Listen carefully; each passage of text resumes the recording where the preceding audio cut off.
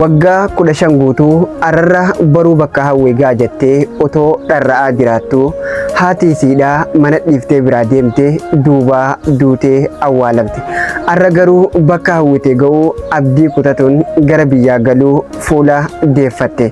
Hiriyoota isii kan akka maatiidhaa wajjin waggaa dheeraaf rakkoo fi bal'oo wajjin dabarsite imimmaan lolaafataa bo'aa yeroo viidiyoon gad lakkifamtu kan argamte Fatihaadha. Mee viidiyoo kana laallee walitti haa deebinu.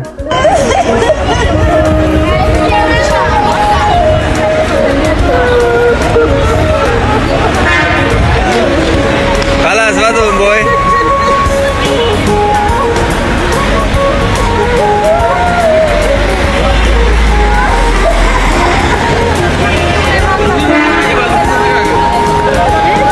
بدو خلاص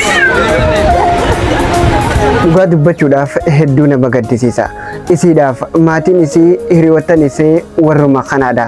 Rakkoo fi bal'oo hunda wajjin dabarsite amma isiin akka nama maatii isii biraa gara bakka biraa deemuutti imimmaan isii lolaafataa garaan isii roora'aa gara biyyaa deemaa jirti. Kan kana caalaa nama gaddisiisu amma bakki isin itti deemtu haati isii hin jirtu.